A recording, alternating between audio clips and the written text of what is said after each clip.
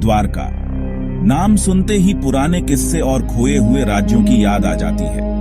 यह शहर, जो कभी समृद्धि और वैभव का प्रतीक था, अब केवल कहानियों और पुरानी किताबों में ही जीवित है। हिंदू धर्म की कहानियों में यह भगवान कृष्ण का शहर है, जादू और चमत्कारों से भरा। यहाँ की हर गली, हर मंदिर कृष्ण की लीलाओं की गवाह है। सोचो, एक सुनहरा शहर सूरज की रोशनी में चमक रहा है। ऐसा लगता है जैसे सोने की चादर ने पूरे शहर को ढक लिया हो। ये थी द्वारका, जिसे भगवान विश्वकर्मा ने स्वर्ग के सबसे अच्छे इंजीनियर ने कृष्ण की इच्छा पर बनाया था। इसकी वास्तुकला अद्वितीय थी और हर कोना कला का एक नमूना था।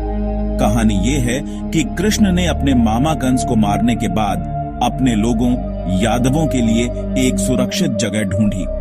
उन्होंने अपने लोगों को एक नई दिशा दी और एक नया घर। समुद्र के देवता वरुण देव ने उन्हें जमीन का एक टुकड़ा दिया और उस पर बनी शानदार द्वारका। यह भूमि समुद्र से उभरी थी, जैसे किसी चमत्कार से। ये एक खुशहाल शहर बन गया, महलों और बगीचों से भरा, जहां कृष्ण ने अच्छी तरह राज किया। यहाँ की समृद्धि और शांति ने इसे एक आदर्श राज्य बना दिया। लेकिन द्वारका हमेशा के लिए नहीं रहने वाली थी। समय के साथ यह महान शहर समुद्र में समा गया और अब केवल उसकी यादें और अवशेष बचे हैं। महाभारत जैसे पुराने ग्रंथों में द्वारका की शान और उसके अंत का जिक्र है। ये हमें बताते हैं कि कृष्ण की मृत्यु के बाद शहर समुद्र में समा गया। सदियों तक ये बस एक कहानी थी, एक किंवदंती जो पीढ़ी दर पीढ़ी चली आ रही थी। लेकिन क्या इसमें कोई सच्चाई हो सकती है? 1960 के दशक में पुरातत्वविदों ने गुजरात, भारत में आज के द्वारका शहर के पास के समुद्र में खोजबीन शुरू की। उन्होंने जो पाया उसने दुनिया को हैरान कर दिया।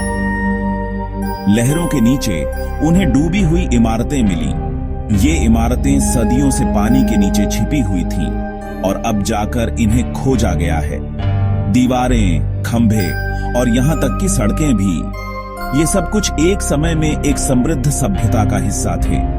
ये इमारतें बलुआ पत्थर और ऐसी चीजों से बनी थीं जो उस इलाके में प्राकृतिक रूप से नहीं पाई जाती। यह दर्शाता है कि उस समय व्यापार और सांस्कृतिक आदान प्रदान होता था। ये साफ तौर पर इंसानों द्वारा बनाई गई थी, जो पुरानी कहानियों को सच साबित करती हैं। ये खोज हमारे इतिहास को फिर से लिखने की क्षमता रखती है। आगे की खोज में और भी चीजें मिली, मिट्टी के बर्तन, मोती और यहाँ तक कि प्राचीन मोहरें भी। ये सभी वस्तुएं उस समय की जीवन शैली और संस्कृति की झलक देती हैं। इन चीजों की कार्बन डेटिंग से पता चला कि ये हजारों साल पुरानी है, महाभारत के समय की। यह एक महत्वपूर्ण खोज है जो हमारे अतीत को और भी रोचक बनाती है। क्या ये खोई हुई द्वारका नगरी हो सकती है? यह सवाल अब भी अनुत्तरित है, लेकिन यह खोज हमें और भी गहराई में जाने के लिए प्रेरित करती है। हालांकि सबूत काफी मजबूत हैं, लेकिन द्वारका के डूबने का असली कारण अभी भी एक रहस्य है। कुछ वैज्ञानिकों का मानना है कि ये एक प्राकृतिक आपदा थी, शायद सुनामी या समुद्र के जलस्तर में वृद्धि। दूसरों का अनुमान है कि यह कई कारणों से हुआ होगा, जैसे कि कटाव और टेक्टोनिक गतिविधि। पुराने ग्रंथ बताते हैं कि शहर एक बड़े तूफान और बाढ़ से नष्ट हो गया था। क्या यही जवाब है, या फिर कोई और वजह है जिसका पता लगाना बाकी है? द्वारका की खोज ने पूरी दुनिया के लोगों का ध्यान खींचा है। यह प्राचीन शहर, जो कभी भगवान कृष्ण का निवास स्थान माना जाता था, अब पानी के नीचे छिपा हुआ है। यह एक याद दिलाता है कि कभी कभी मिथकों और किंवदंतियों में सच्चाई छिपी होती है। द्वारका के बारे में सदियों से कहानियां सुनाई जाती रही हैं और अब वैज्ञानिक इन कहानियों की सच्चाई को उजागर करने में लगे हैं। पानी के नीचे बसे इस शहर का अध्ययन जारी है और हर नई खोज हमें अतीत की एक झलक देती है, और हर नई खोज इस पहेली का एक और टुकड़ा जोड़ती है।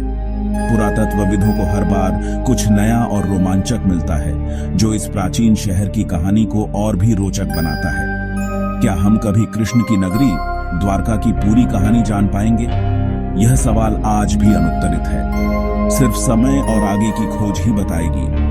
जैसे जैसे हम और अधिक खोज करते हैं, वैसे वैसे हमें और अधिक सुराग मिलते हैं। लेकिन एक बात पक्की है, इस खोए हुए शहर का रहस्य आने वाली पीढ़ियों को भी हैरान करता रहेगा।